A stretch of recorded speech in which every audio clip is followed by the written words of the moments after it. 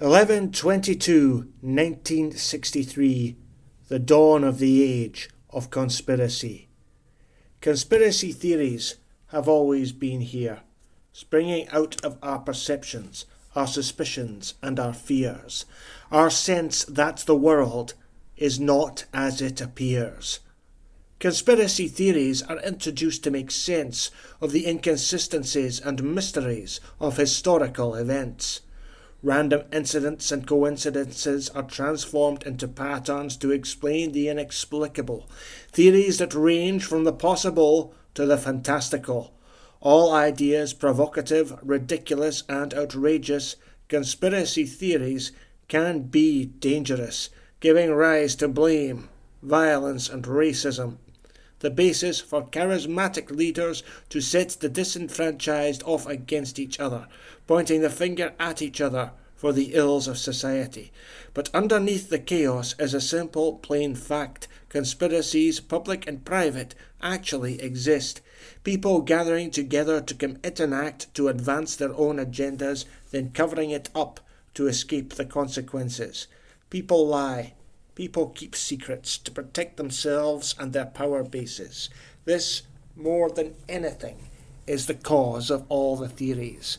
But the age of conspiracy really took off last century. 11/22/1963, a date etched into the global consciousness in the town of Dallas when the world's most powerful man was lured into a turkey shoot, his frail body shot to pieces by invisible assassins seen by many eyes. A power grab concealed in a maze of misdirection, misinformation, and unanswered questions that people can't stop asking. A people whose mythology has crumbled, and a nation-state pursued by the Spectres of Dallas.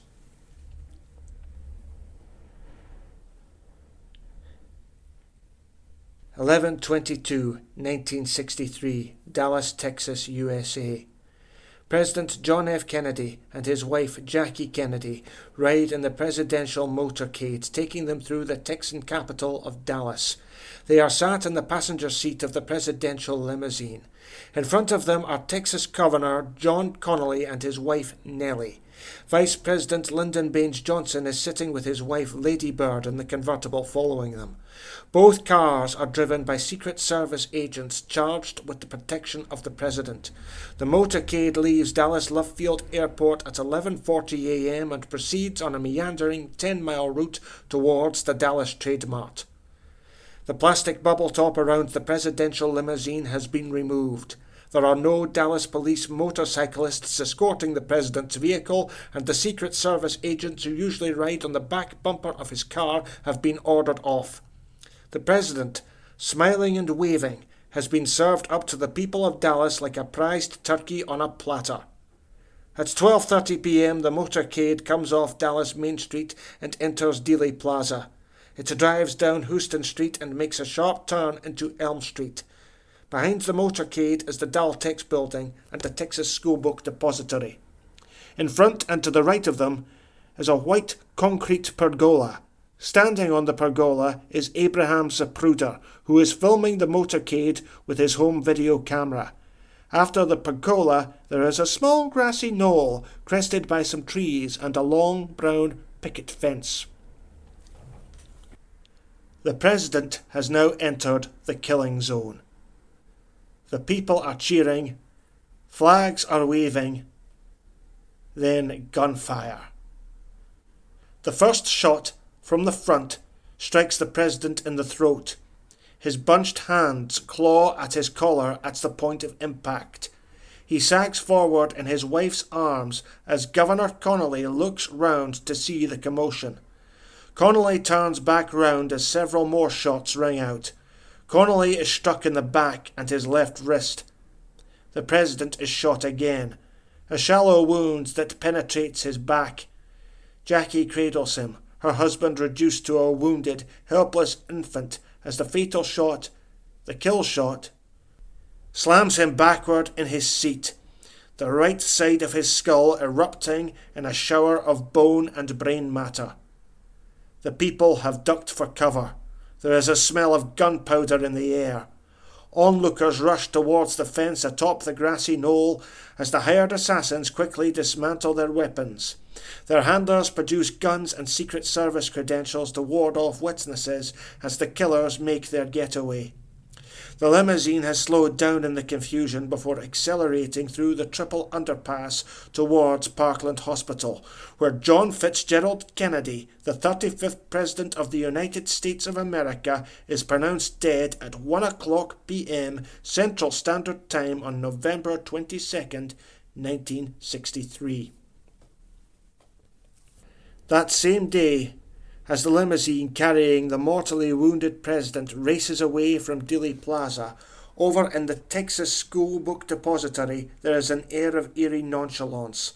The horror and significance of what has just unfolded outside has not yet spread indoors. Those not watching the motorcade are carrying on with their usual mundane tasks. On the second floor of the Texas School Book Depository, employee Harvey Oswald is calmly walking into the lunchroom when two people burst in. Harvey recognizes one of them as Building Superintendent Roy Truly. The other is a pistol-toting cop, Patrolman Marion Baker. The cop asks who Harvey is, and Baker assures him he's okay, before telling Harvey, "The president's been shot." As the two of them head upstairs, Harvey slips outside the building, takes a bus home to change his clothes, and then makes his way to the Texas Movie Theatre to meet his contact, who will hopefully tell him what is going on and why. There is something Harvey Oswald doesn't know. He has a living shadow, a shadow that is in the process of betraying him. As Harvey Oswald makes his way towards the theatre, his shadow Lee Oswald is several blocks away with an accomplice, where he encounters Dallas patrolman J.D. Tippit. Tippit drives up to the sidewalk curb and gets out of his car to meet Lee. As he does so, Lee turns an automatic gun on Tippit and with his accomplice shoots him several times in the chest. Tippit falls to the ground. As he lies there dying, Lee steps over him and shoots him in the head at point-blank range. Lee then scatters bullet cartridges around the body of his victim along with a large wallet. The accomplice disappears as Lee quickly heads toward the movie theatre where Harvey is already sitting, waiting for his contact. Hearing police sirens, Lee ducks into a shoe store, loitering there suspiciously long enough to attract the attention of its owner, Johnny Brewer, who follows Lee out of the store when the sirens pass. Lee continues toward the theatre. He goes inside and heads up to the balcony to watch the scene play out before him. The theatre lights go up as the Dallas police, accompanied by Johnny Brewer, enter inside. Brewer points out Harvey Oswald sitting several rows from the front. The cops surround Harvey, who twigs what is happening and takes out his revolver. The gun fails to fire, and Harvey is punched in the face before the cops bustle him out of the theatre into a waiting car. Harvey is taken directly to Dallas Police Headquarters. Lee sees all this from the balcony, before he himself is escorted from the rear of the theatre as the cops clear the building. Less than 12 hours later, while the man he has been shadowing is booked for the murders of Kennedy and Tippit, Lee is having dinner in a B&B restaurant with his friend, Jack Ruby. Jack Ruby runs the Carousel nightclub and is a well-known face around Dallas. On the side, however, Ruby works as a gunrunner for local criminals, who in turn are used as accomplices for US intelligence. The relationship has so far been mutually beneficent, but that weekend in Dallas, these malevolent forces bring themselves to bear on Jack Ruby. He finds himself compelled to commit a cruel and shocking act, an act that will doom him. Jack Ruby starts turning up at the Dallas police station. He is seen there several times over the weekend. He is stalking Harvey Oswald, watching, waiting for his moment to strike.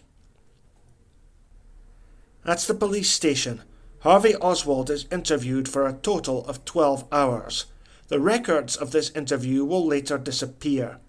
Tests on Oswald's face and hands show no gunpowder on his cheek, indicating he could not, as is later alleged, have fired a rifle in Dallas that day. Dallas Police Chief Jesse Curry states flat out there is no evidence Oswald fired the rifle found at the Texas School Book Depository.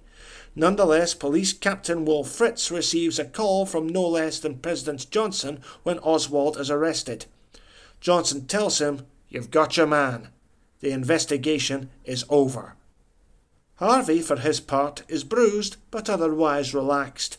He keeps asking about his wife and children, repeatedly telling reporters that he's just a patsy. He seems unconcerned with everything going on around him, perhaps certain that the truth will come out when he goes to trial. Meanwhile, Jack Ruby is desperate and nervous, pinned into a corner from which he will never escape. At last his moment comes as Oswald is moved from the police headquarters to the county jail. The move is to begin in the basement car park of police headquarters. In a room filled with 70 Dallas cops plus a squadron of TV and news reporters, Jack Ruby moves into position. As Oswald is brought out, a car horn sounds, and Jack Ruby dives out of the crowd and fires a single shot into Oswald's stomach. The basement implodes as Ruby is subdued and Oswald taken back inside. Unbelievably, the Dallas police administer CPR to Oswald, which only worsens his condition. By the time the ambulance arrives, Harvey Oswald is no more. An imprisoned Jack Ruby is strangely relieved when he learns that Oswald is dead. Harvey Oswald is later buried unmourned in a small plot of land. His gravestone is a small plaque with a single name on it: Oswald. Jack Ruby spends the rest of his life paranoid and petrified. He tells a psychiatrist that he was framed into killing Oswald, and the assassination had been an act of overthrowing the government. Jack Ruby perishes in jail, apparently of cancer, some years later. Kennedy, Ruby, Oswald, so many others. These are the spectres of Dallas.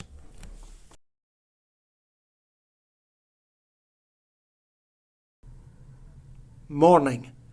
The slow rising of a cold sun. Outside of town, the suburbs, cross-hatched and wan, lie like the fingers of some hand.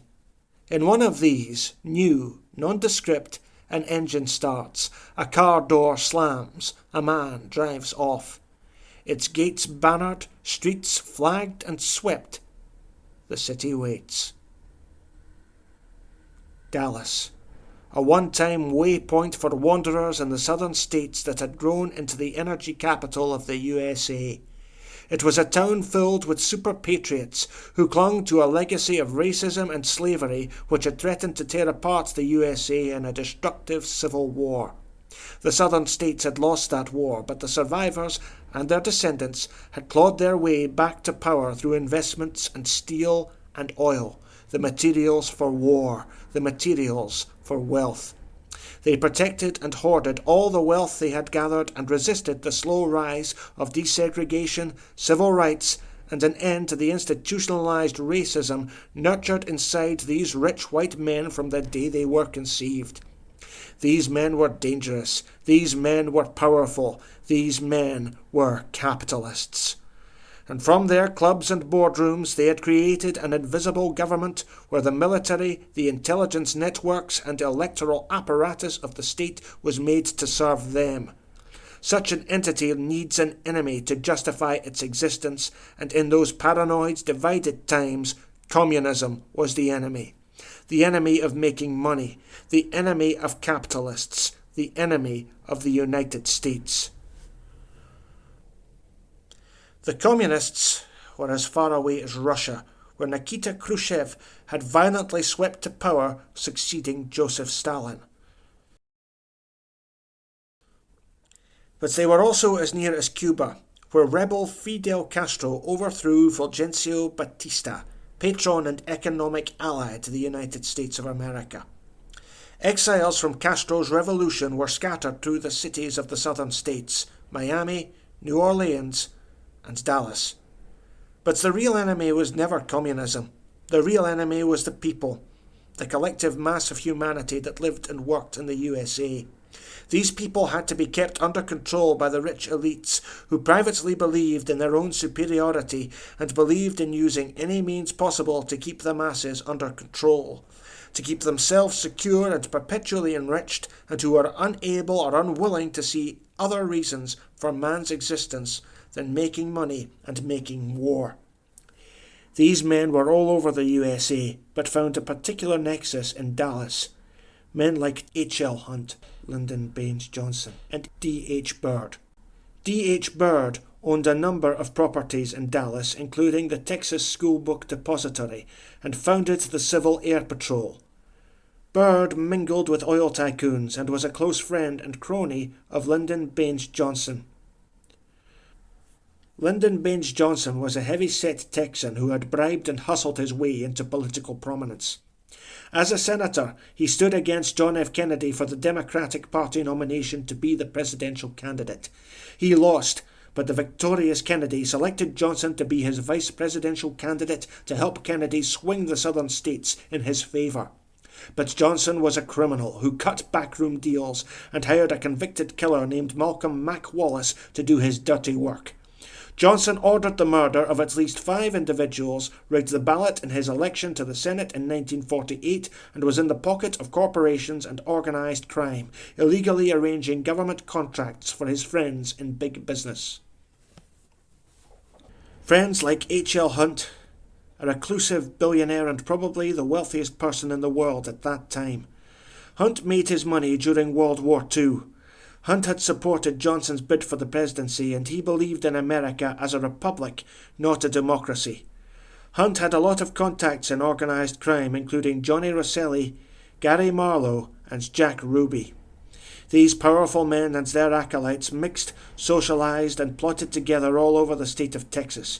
At Jack Ruby's Carousel Club and the Cabana Motor Hotel in Dallas, along with the Lamar Hotel in Houston. These men, along with a large number of Dallas citizens, had good reasons to hate John F. Kennedy. Before the president's fatal visit, posters started appearing all over town with John F. Kennedy's face over the letters, "Wanted for treason." Who was this man? Where did he come from? And why did these powerful men conspire to get rid of him? Well, the Kennedy story begins way back in 1849, when John's paternal grandfather, Patrick Joseph Kennedy, fled his poverty-stricken home of Dungastown, County Wexford, Ireland, and emigrated across the Atlantic Ocean to the United States. He eventually settled in Boston, Massachusetts. He married a woman named Bridget Murray, with whom he had several children, one of whom was Patrick Joseph Kennedy Jr., better known as Joe Kennedy. It was Joe Kennedy, more than any other family member, who enriched and elevated the family name. Joe Kennedy had a varied and outstanding career in business, making money in the stock exchange and real estate. Joe also dealt in liquor during Prohibition, that romanticised, gangster-ridden period in the early 20th century when alcoholic beverages were banned across the United States. Joe forged a partnership with Frank Costello, Prime Minister of the gangster underworld at that time, and eventually sold his liquor business to New Jersey gangster Longies Willman. Joe feared and respected the power of organised crime. Joe moved to Hollywood and started buying and making money from cinema chains. He demonstrated a callous ruthlessness when he encountered one Alexander Pantages, a cinema owner who would not sell to him. Joe eventually bought the business, but not before having the truculent Pantages framed for rape. Joe's ambition and relentless pursuit of success brought him to the attention of President Franklin Delano Roosevelt. Joe had fundraised for Roosevelt's Democratic Party, and in return the president made Joe Kennedy the chairman of Wall Street's first Securities and Exchange Commission. Joe found himself in charge of the moneymen, brokers, and bankers of New York's financial district. Joe's frustrated attempts to control and regulate Wall Street left him with a permanent dislike of the moneymen, a dislike he would pass on to his sons. During World War II, Roosevelt made Joe Kennedy the U.S. British ambassador. Joe made a hash of this diplomatic assignment by openly disliking the English and severely underestimating their ability to fight the Nazi threat. Nevertheless, Joe's political ambitions were ignited, envisaging a Kennedy political dynasty and openly predicting, "One of my sons will be president."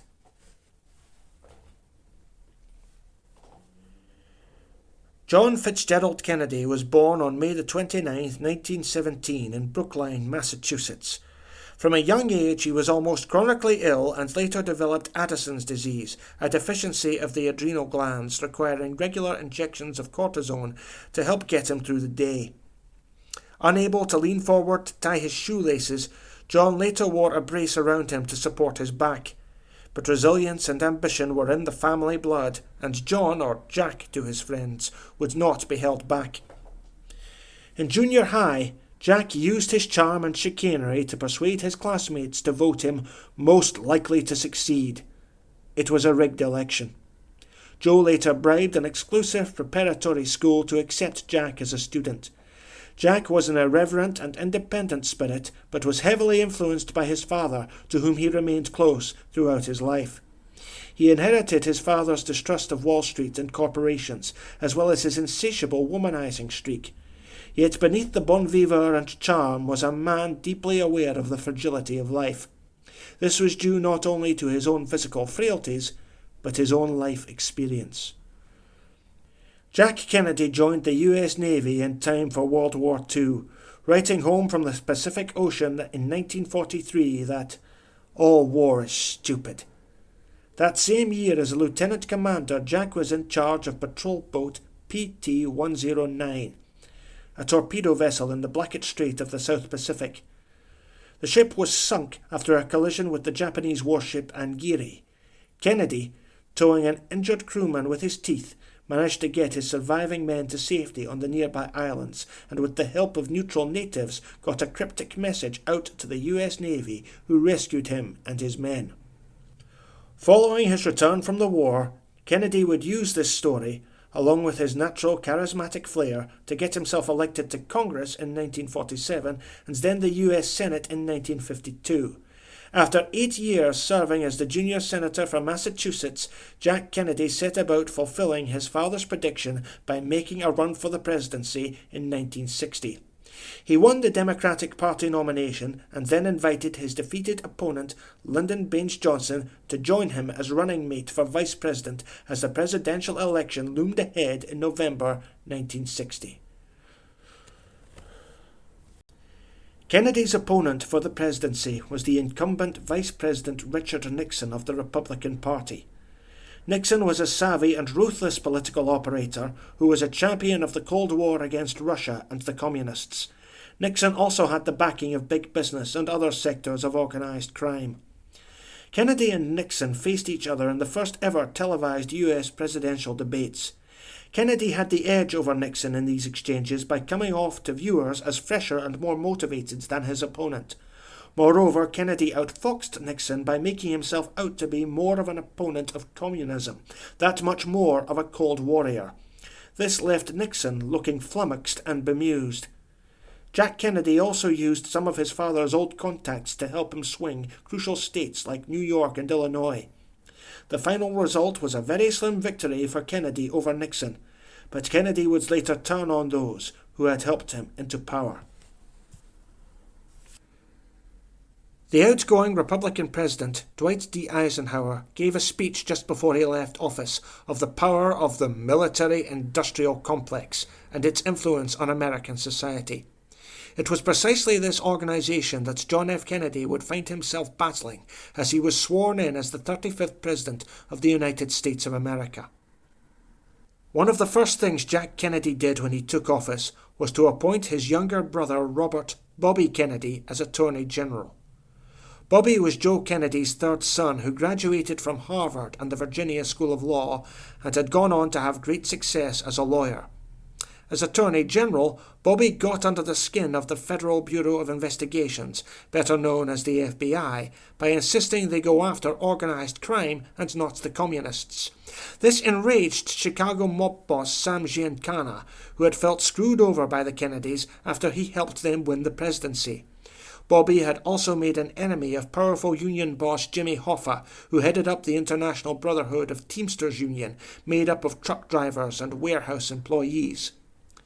Bobby had caught Hoffa trying to bribe a Senate official, kick-starting their long-standing grudge. But Bobby's biggest adversary came to be his brother's Vice President Lyndon Baines Johnson. Bobby took the Texan for an animal, mean, bitter, vicious, and incapable of telling the truth. The animosity was reciprocated in a power struggle that would have devastating consequences. Meanwhile, John F. Kennedy began pursuing his policies as U.S. President.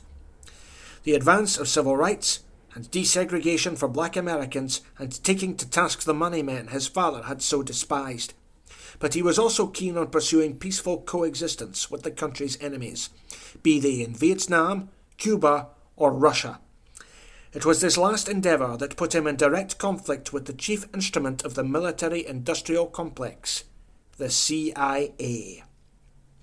The Central Intelligence Agency began life as the Office of Strategic Services, run by General Wild Bill Donovan, operating as an intelligence gathering service during World War II. Almost from its inception, the organization's remit slowly evolved from mere intelligence gathering. They maintained open lines of communication with the Nazis, not only for intelligence, but to preserve US business interests. Towards the war's end, they conceived of Operation Sunrise, an attempt to broker a separate peace with the Nazis before the Russians could invade Germany. It was correctly foreseen that after the war, Russia would break off from the Allies to become the new enemy of the West, so this move was a bid to maintain contacts in Europe and Germany. At the Nuremberg trials that followed the war, some Nazi war criminals were prosecuted and sentenced to death. Yet a large number of Nazis were also permitted to escape via rat lines to Latin America, the Middle East, and the United States. In the States, they became part of the United States Intelligence Network. These operations were overseen by three men, Allen Dulles and his brother John Foster Dulles, and their acolyte, the poet-spy James Jesus Angleton. Together, these men saw the development of their agency into a formidable and dominant political force. The Dulles brothers were children of a Presbyterian minister, Allen Macy Dulles, and both of them trained as lawyers before joining the ranks of US intelligence. Although John was the more adult of the two brothers, with a greater sense of responsibility, it was Allen Dulles who was the wilier, more power-hungry of the two of them. From a young age, Allen Dulles was a dark and complex man prone to angry mood swings and slow to feel the distress of others. His wife later noted how disinterested he was in her and their children, and the only thing that he felt passionate about was his need for absolute control over everything. After the war, John Foster Dulles went into public service, becoming a senator and then special advisor to President Truman. Allen Dulles worked for Sullivan and Cromwell, a New York law firm, and became the president of the Council for Foreign Relations.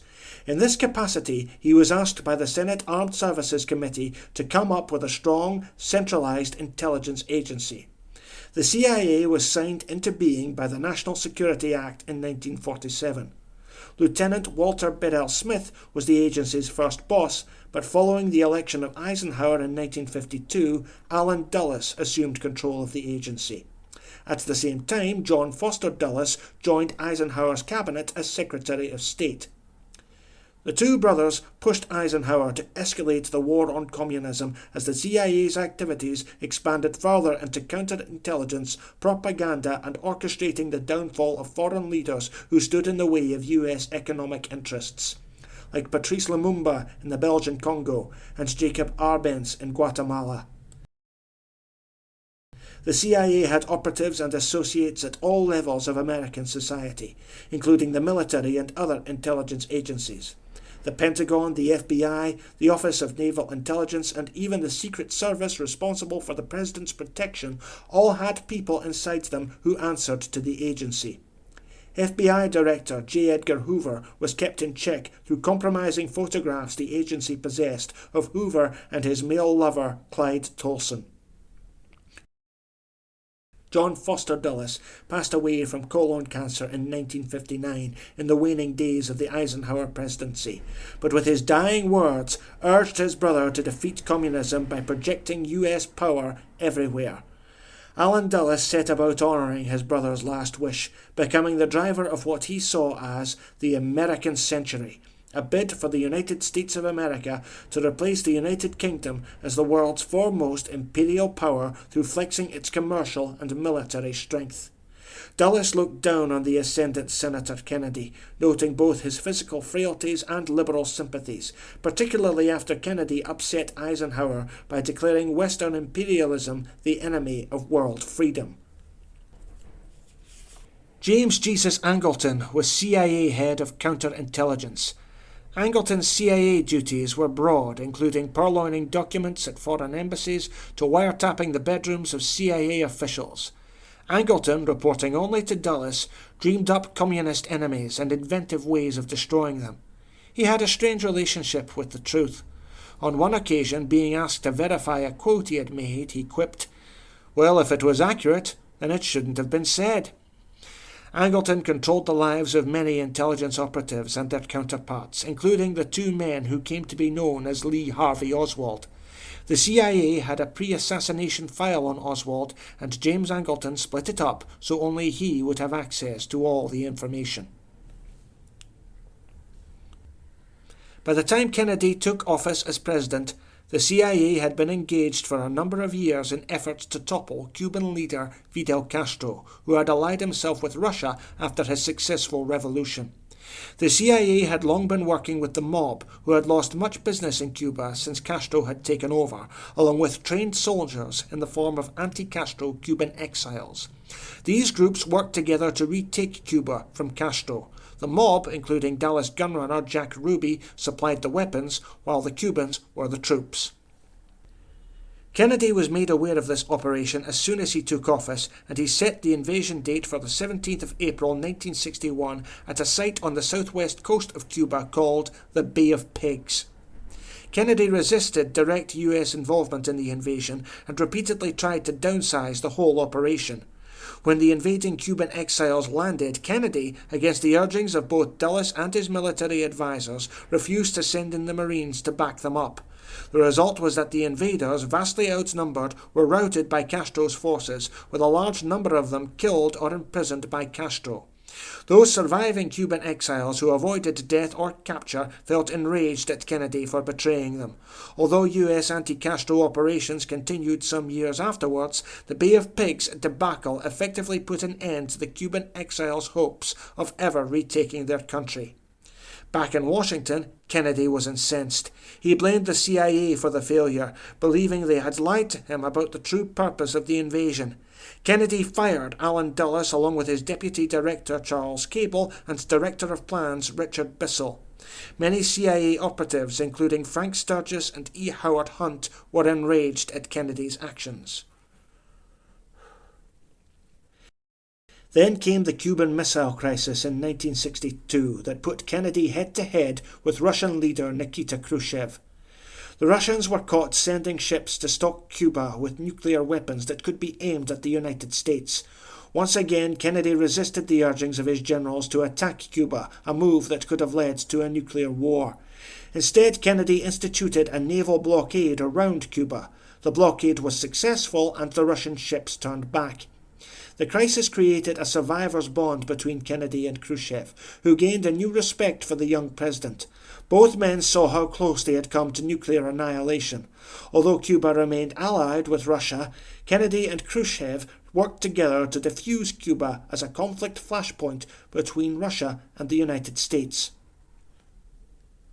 Then came the issue of US involvement in the Southeast Asian country of Vietnam, a country recently victorious in the war against their French colonizers. It was President Eisenhower who initiated US involvement in the country and helped the Vietnamese kick out not only the French but also the Chinese, Vietnam's nearest trading partner, as the Chinese were allied with communism. Vietnam was split into two countries, with Ho Chi Minh taking charge in North Vietnam, while Ngo Dinh Diem came to power with US assistance in South Vietnam. However, Diem proved to be a weak and ineffective leader, unable to deal with Ho Chi Minh's forces in the north or the Viet Cong rebels in the south. When Kennedy became president, he initially escalated US involvement in Vietnam, but later changed his mind when he saw how badly things were working out. The country was in chaos. Kennedy approved of a plan to remove Ngo Dinh Diem from power by forcing him into exile. He was later distraught when he found out that Diem had, against his wishes, been assassinated. Kennedy sought to completely withdraw from Vietnam and in 1963, shortly before his death, signed off on National Security Action Memorandum 263, which clearly stipulated withdrawing 1,000 US military personnel from Vietnam by the end of 1963. This action was to be followed by the withdrawal of all US personnel by the end of 1965. None of this endeared Kennedy to the profiteering war makers who were watching him closely, and if Kennedy's foreign policies were not enough to anger them, his domestic policies enraged them even more. On the 4th of June 1963, Kennedy issued a presidential order stripping the US Federal Bank of its power to lend printed money to the US government for interest and returned the rights to print money to the US Treasury, an assault on central banking and profiteering. Kennedy also fought the steel industry over its price fixing and forced them to backtrack on price fixes that would have a devastating impact on the economy and consumers. In the weeks before Kennedy's death, the Justice Department filed price-fixing charges against US Steel and other companies. Kennedy was making enemies.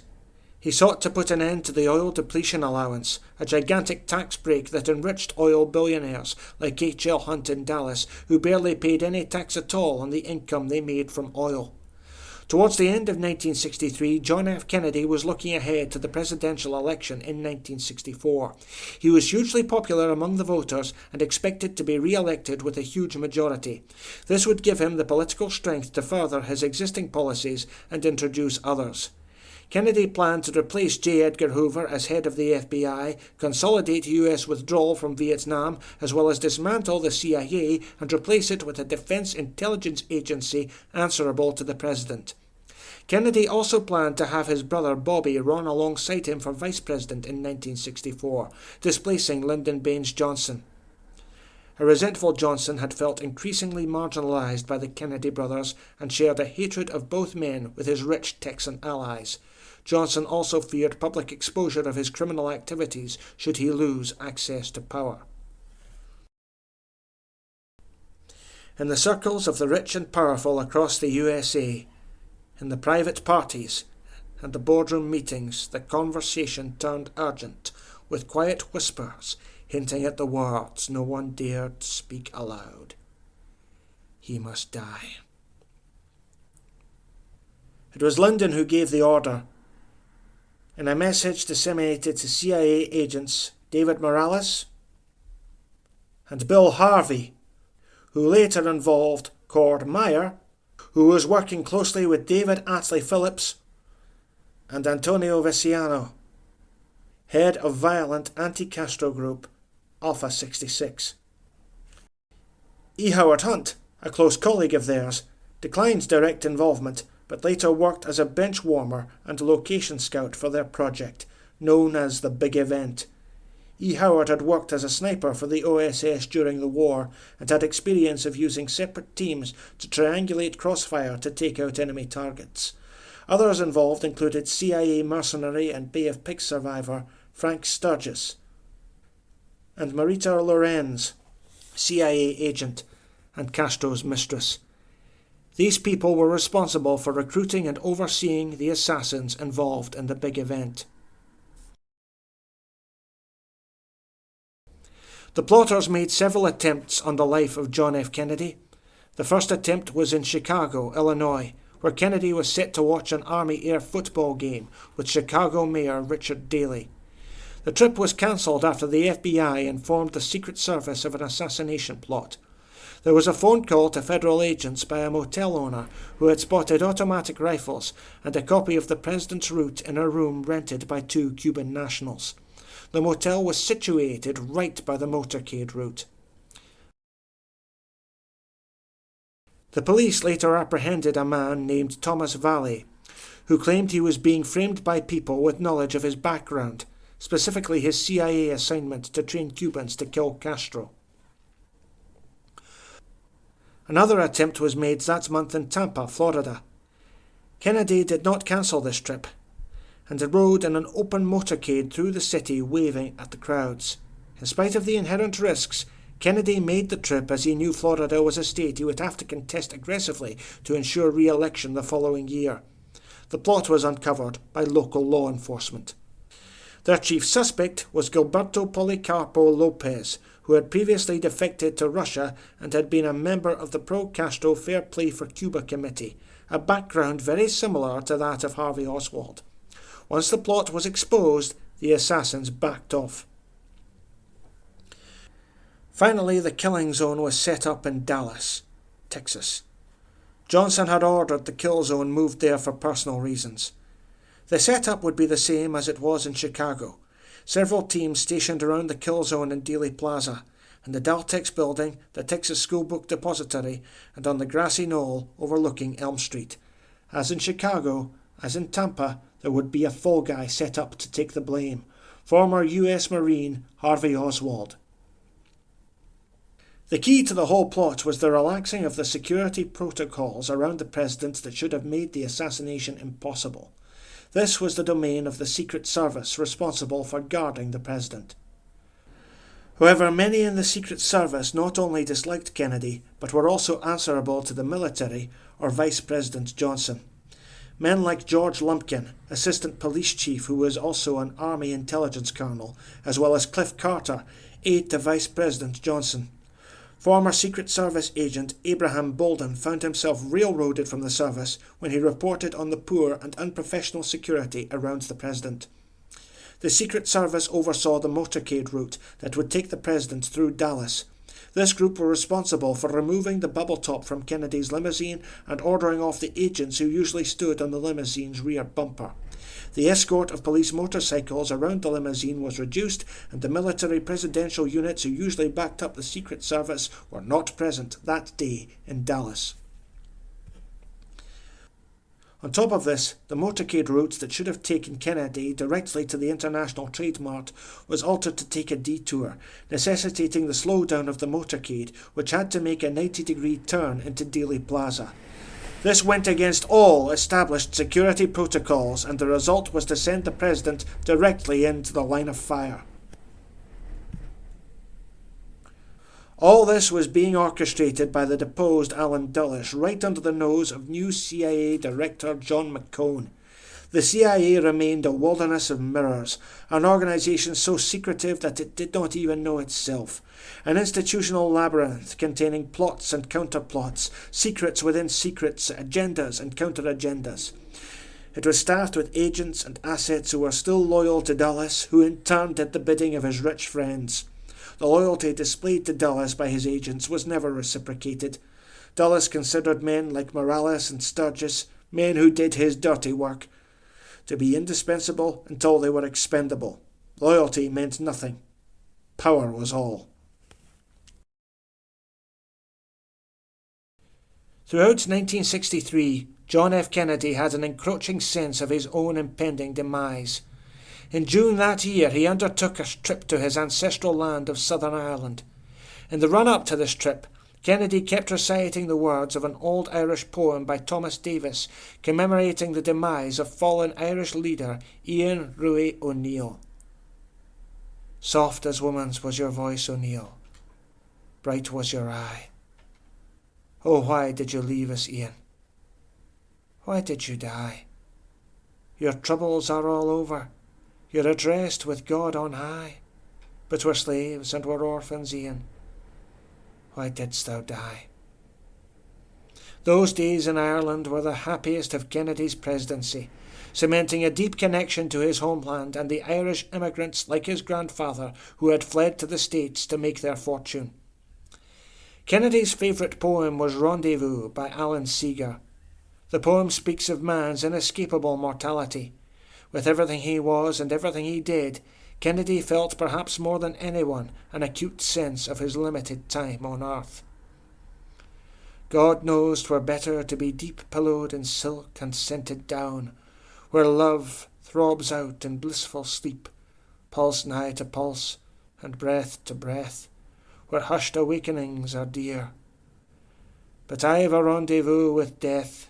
It's midnight in some flaming town when spring trips north again this year, and I to my pledged word am true. I shall not fail that rendezvous. In Dallas, Texas, a city filled with people who hated him and run by men determined not to let him leave alive, this was where John F. Kennedy would make his rendezvous. And as the limousine carrying a critically wounded Kennedy sped into Parkland Hospital, the cover-up was set in motion. The Parkland doctors and surgeons worked hard to save the president's life.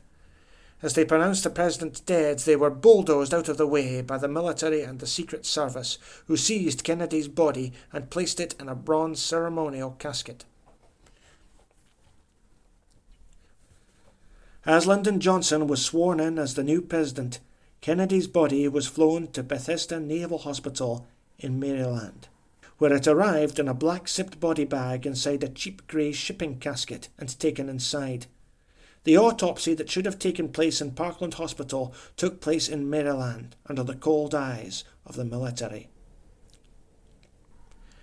As the autopsy took place several floors below them, Bobby and Jackie Kennedy languished in the stone tower of the hospital. Both of them were grieving, and both of them were angry. Jackie refused to change out of her gore-spattered pink Chanel outfit, hissing at anyone who protested, "Let them see what they've done." In the autopsy room, the military doctors probed and pored over Kennedy's mangled corpse. The operation was monitored by Commander James J. Humes. Humes probed the president's back wound with his fingers and found the bullet had made a shallow hole and did not pass through the president's body. Dr. Pierre Fink was head of the wound ballistics section of the Armed Forces Institute and a member of the American Academy of Forensic Sciences. He was present at Kennedy's autopsy. Bizarrely, he was ordered not to dissect the president's neck. Only a few people inside that room had any idea of what was going on and why. Everyone else was following orders. Photographs were taken that were later locked away, and Commander Humes burned the first draft of his autopsy notes. Other forensic evidence started disappearing. Vital remnants of the late president's brain went missing. The shot-up limousine was washed and rebuilt without any forensic examination. The suit of the injured John Connolly was also sent to the cleaners before forensic detectives could examine it. President John F. Kennedy was buried at Arlington National Cemetery on the 25th of November 1963. As a nation went into mourning, the cover-up went into overdrive. The same day the president was buried, Acting Attorney General Nicholas Katzenbach wrote a Justice Department memo to presidential aide Bill Moyes, laying out the agenda as to how the government should present the facts of the assassination. The CIA advanced and escalated the message of this memo through a project called Operation Mockingbird, which sought to buy influence at major news outlets and put reporters on the agency's payroll. Under the CIA's guidance, the print and broadcast media hammered home the government's story to the American public. Lee Harvey Oswald killed the president. Lee Harvey Oswald acted alone. This was not enough for Johnson and his cronies, who sought to make the story official history. To this end, they set up the Warren Commission. This Presidential Commission was established on the 29th of November 1963 and published its 888-page report along with 26 volumes of documented evidence a year later on September 27, 1964. Its purpose was, ostensibly, to investigate and report on President Kennedy's murder. Its true purpose, of course, was to affirm a predetermined conclusion. Lee Harvey Oswald had killed the President alone and that Jack Ruby had acted alone in killing Oswald. It was chaired by Chief Justice Earl Warren, who had been strong-armed into the job by President Johnson. Its 7-man committee included Congressman Gerald Ford, a close friend and associate of J. Edgar Hoover, corporate lawyer and friend of the Rockefellers John McCloy, and former director of the CIA Allen Dulles.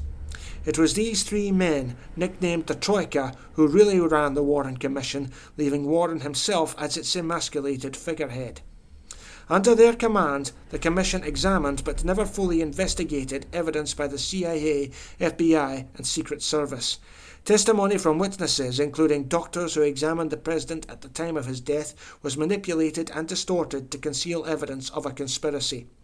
Entry wounds on the President's body became exit wounds. Witnesses who heard shots from the grassy knoll or who contradicted the government line all found themselves ignored, ridiculed, harassed into changing their testimony, or worse. The most conspicuous fiction of the Warren Commission was what came to be known as the magic bullet theory.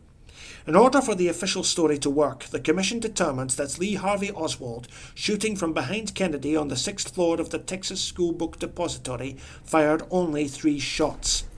The first shot missed the car completely, smashing into the sidewalk curb and injuring a bystander. The third shot was the fatal headshot that killed the President. But the second bullet, according to the Commission, struck Kennedy in the back, then turned upwards to exit through his throat. It then went through Governor Connolly's back, coming out through his chest under his right nipple, where it then went through his right wrist, shattering it.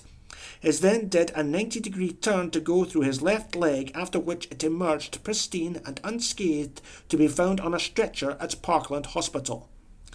This was some bullet. It told the story of the journey it didn't make. The Commission then maintained that Oswald, after accomplishing this incredible feat, fled his sniper's nest on the 6th floor, fleeing down several flights of stairs where he was seen by police patrolman Marion Baker and building superintendent Roy Truly, neither stressed or under pressure, but calmly sipping on a Coke bottle. When the Commission's report was published, the public weren't having it, and books and articles by Commission critics began cropping up across the country. Earl Warren himself told the press that the full truth about the assassination might not be known in your lifetime. The Warren Commission was a fraud, a Gibraltar of misinformation, omission and distortion, whose purpose was to conceal the truth about Kennedy and the threat he posed to the profiteers and warmongers who really ruled the United States. As President, Johnson increased U.S. involvement in Vietnam, provoking the Gulf of Tonkin incident that led the country into war. But a silent guilt was eating away at Johnson for his involvement in Kennedy's death. When Bobby Kennedy, Jack's brother, announced a presidential run, Johnson quietly declared he would not seek re-election. Bobby Kennedy had always suspected the CIA helped murder his brother. Despite initial misgivings, he pressed ahead with his presidential campaign and was on the verge of securing the Democratic Party nomination when he himself was gunned down at midnight in the Ambassador's Hotel, Los Angeles. His supposed assassin, a loner named Sirhan, was firing at him from the front, yet the crucial shot that killed Bobby Kennedy was a point-blank shot to the rear of his skull. Progressive social leaders Malcolm X and Martin Luther King were also assassinated. Richard Nixon, whom Jack Kennedy had defeated back in 1960, became US President in 1968. Nixon continued the Vietnam War started by Johnson, but was himself brought down by the Watergate scandal, forcing his very public resignation in 1972. Nixon was caught on tape saying the scandal could blow open the whole Bay of Pigs thing, a coded reference to the JFK assassination. Nixon was also recorded describing the Warren Commission as the greatest fraud ever perpetuated upon the American public. Public pressure forced further investigations. The United States Senate Church Committee, 1976, investigated intelligence operations. This committee investigated the CIA but found themselves limited to foreign conspiracies justified in the fight against communism. Domestic conspiracies were left uninvestigated. The House of Representatives also established a House Select Committee of Assassinations in the same year. This committee looked set to offer a full investigation of the case, but attempts to probe the CIA were hamstrung by internal divisions within the committee. The CIA, taking full advantage, even operated a limited hangout, allowing some details to be revealed while the larger picture was obscured. The investigation was hampered by the sudden deaths of various witnesses, including George de Morenschildt, an American geologist who had acted as Oswald's CIA handler. The committee reached the nebulous conclusion that Oswald had not acted alone and there was, probably, a second shooter. The release of Oliver Stone's movie JFK in 1991 and the media firestorm that engulfed it saw the creation of the Assassination Records Review Board that saw thousands of previously classified documents on the case released to the general public. Former Secret Service members and CIA operatives started coming forward with their own memories of the assassination. Over time, the public view of the Kennedy family has been marked with sensational so-called revelations about their true activities. This found its roots in a pamphlet by Frank Capel, a right-wing zealot with links to the John Birch Society, the FBI, and the CIA. The pamphlet was named The Strange Death of Marilyn Monroe, and it kick-started a flux of literature that painted a murderous six-tinged smear across the media portrait of the Kennedy family. This culminated in a work called The Dark Side of Camelot by Seymour Hersh. The three main arguments of this book were: 1. That the Kennedys were really bad guys, self-entitled, womanizing rich kids who abused their wealth and power. 2. That Hollywood starlet Marilyn Monroe was killed through her involvement with the Kennedys, an idea founded in Frank Capel's pamphlet. 3. The Kennedys ordered the assassinations of Fidel Castro, along with Rafael Trujillo of the Dominican Republic and Ngo Dinh Diem in Vietnam. However, the Church Committee found no evidence of this last assertion. The Kennedys know the truth about the plots against them, and successive generations, by and large, have chosen to keep quiet, to bury the past, to preserve their dignity and wealth. This is why they have never sued the authors of those books and allowed the stories in them to circulate unchallenged. They allow the truth to be besmirched for their own survival, knowing the full force of the establishment is more powerful than they are. But in the global consciousness of the world's population, the hunger for the truth remains, and the deep connection felt to the ideas and memory of John F. Kennedy. This is felt around the world by artists and poets alike. It was W. H. Auden who said on the death of JFK, "When a just man dies, lamentation and praise, sorrow and joy are one.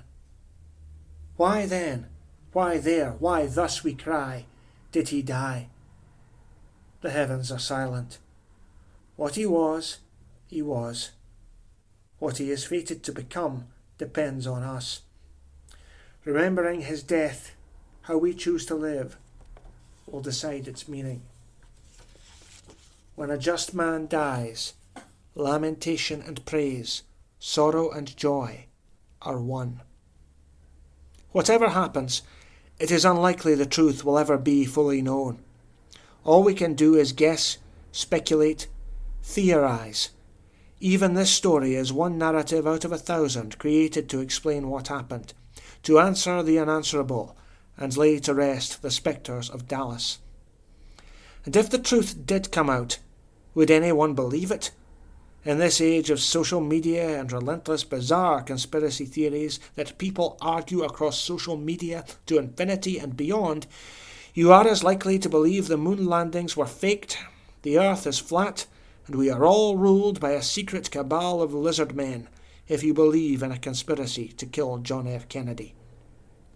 So many questions, so many stories, but this is the legacy of the death of John F. Kennedy, the age of conspiracy, the doubting of the veracity of that which is presented to us as history, the explosion of faith in the media and our elected institutions, with the realization that fact often merges with myth, where the truth becomes submerged in a morass of conflicting agendas and messages, messing with our senses, wearing us down into anxiety, cynicism, and paranoid despair, where we start seeing conspiracies everywhere. But there is a hard truth in the complexities pervading our reality, for if memory is imperfect, then it follows so is history. But it does make us wonder about the world. What would life be like right now if Kennedy had lived? It is doubtful we will ever know what happened in Dallas that day. We weren't there. We can't prove it. It's never happened. It never did.